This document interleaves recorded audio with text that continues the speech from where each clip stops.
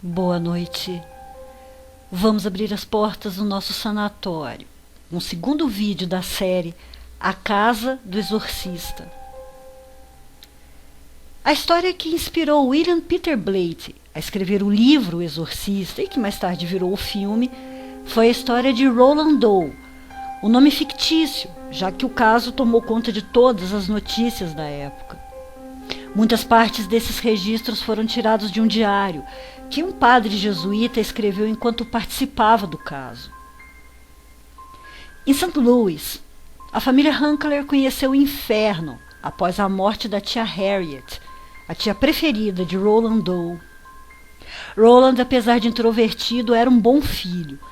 Na escola não era o primeiro da classe, mas era bastante estudioso e bastante esforçado. Enquanto seus pais ficavam fora de casa, Roland passava muito tempo com sua tia Harriet, ou a tia Tilly, como ele chamava. Desde muito pequeno, era sua grande companheira. Harriet era espiritualista, se dizia médium. Passava muito tempo transmitindo seus conhecimentos espirituais para Roland, que cada vez mais se interessava pelo assunto. E um belo dia, tia Tilly apresentou ao menino um tabuleiro Ouija e o ensinou a usar. E esse passou a ser o passatempo preferido dos dois. Tempos depois, Harriet adoeceu e morreu. E isso foi um golpe bem duro para Roland, que na época estava com 13 anos. Ele perdeu não só sua tia mais querida, mas também uma grande amiga e companheira. E ficou muito deprimido. Acabou se isolando da família, dos poucos amigos, não querendo nem mais frequentar a escola. Tudo o que ele fazia era passar horas e horas trancado no quarto com a Ouija, tentando se comunicar com a tia morta. No começo, seus pais não interferiram nisso. Eles acharam que seria bom deixá-lo lidar com o luto como ele preferisse. Mas o tempo foi passando e Roland parecia não se conformar. Até que começou a escutar pequenos ruídos. Primeiro somente nas paredes do quarto. Era algo parecido com arranhões, como se alguém ou alguma coisa estivesse passando as unhas por dentro das paredes. Do quarto do menino, em poucos dias, o mesmo som dos arranhões começou a se espalhar pelo resto da casa, e toda a família já conseguia escutar. E aí é sempre a mesma coisa, como acontece nesses casos. Primeiro, tudo bem, não é nada, é impressão, são só os ratos. Só que com o passar dos dias, os arranhões iam ficando cada vez mais fortes e mais altos e passaram a ser batidas nas paredes e no teto, bem altas e bastante perturbadoras. Os objetos que estavam em um lugar apareciam em outro e depois passaram a ser arremessados contra a família e também nas visitas. E as coisas só pioravam. Roland estava mudado. O menino, que já era introvertido, foi ficando cada vez mais retraído e isolado. Raramente saía do quarto, não comia, não conversava, e à noite ele acordava gritando. Segundo a família, os gritos pareciam não ser somente dele, mas também de outras vozes. Em uma noite, enquanto todos dormiam no que parecia ser finalmente uma noite tranquila, se acabou, quando toda a família acordou ao som de muitos pés marchando no andar de baixo. Mas quando foram ver, não tinha nada. Como se tratava de uma família bastante religiosa, eles tinham, claro, objetos sagrados em casa, tinham imagens, frascos de água benta, bíblias, coisas assim. E essas coisas começaram a ser arremessadas na parede e a se espatifarem. Certa vez, um amigo da família, um dos poucos que ainda tinha coragem de ir visitá-los, teve a oportunidade de ver Roland sendo jogado a vários metros de distância da cadeira onde estava sentado. Outra vez, quando Roland estava na escola, sua carteira começou a tremer, jogando todas as suas coisas no chão. Isso já tinha acontecido outras vezes. A professora e os alunos ficaram tão apavorados que pediram junto à diretoria da escola que Roland fosse impedido de frequentar as aulas, até que tudo fosse resolvido. Mas o que mais apavorou os pais do menino foi, após mais uma noite de gritos, eles correrem até o quarto do filho e encontrarem um canto, apavorado, enquanto sua cama chacoalhava. Tem como ficar pior? Tem, claro que tem, sempre tem. Em uma das noites em que Roland acordou com a cama balançando, ele se queixou de dores pelo corpo. Foi quando sua mãe viu arranhões profundos na pele do menino, e aí passaram a aparecer todos os dias. Isso fora as olheiras fundas e a aparência doente que ele adquiriu. Mas a gota d'água foi acordar mais uma madrugada com o filho aos berros no quarto e, ao entrar, ver que a cama estava levitando, com ele em cima.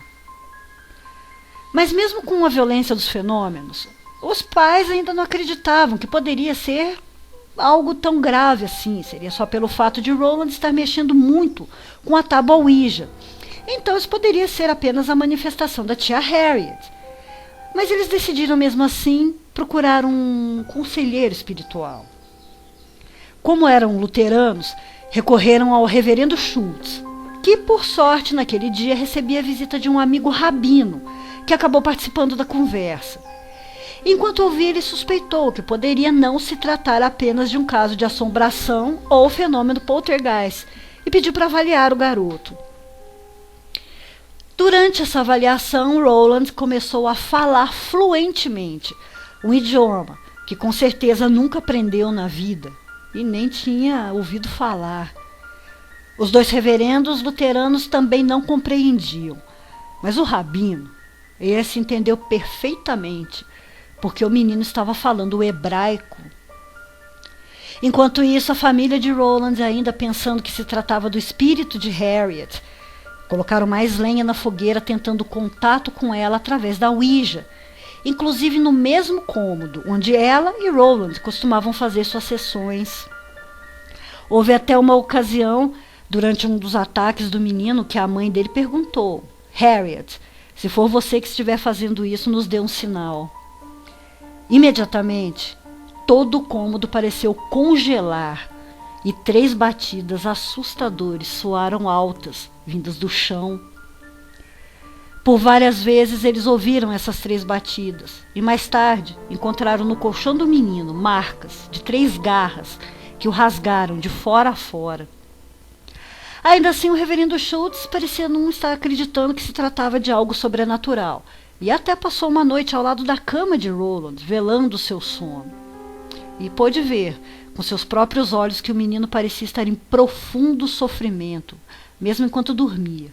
Além disso, ele se arranhava e machucava a si mesmo, chegando a tirar sangue dos braços. Só que Schultz ainda não estava convencido de fenômenos paranormais e convenceu a família a internar Roland na clínica de saúde mental da Universidade de Maryland para que fosse examinado, mas todos os resultados deram negativo para qualquer problema psiquiátrico. Ainda assim ele não acreditava. Fez mais um teste, pedindo que Roland passasse a noite na igreja, para que ele pudesse verificar se fosse um caso de assombração na casa.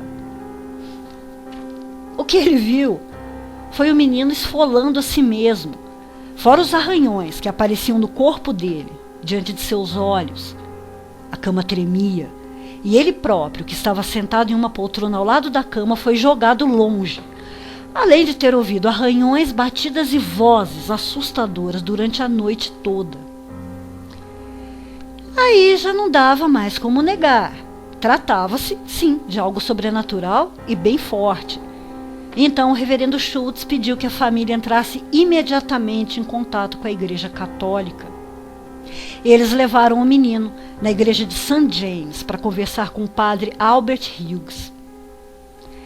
A Igreja Católica é muito rigorosa quando o assunto é exorcismo e deve seguir vários critérios antes de realizá-lo.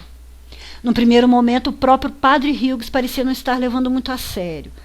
Mas, por sorte, uma prima de Roland, que era aluna do padre Raymond Bishop, amigo de Hughes, contou o que testemunhou na casa e também de outras coisas que soube. Então, o padre Bishop entrou em contato com o padre William Baldwin, que tornou-se o principal conselheiro no caso de Roland.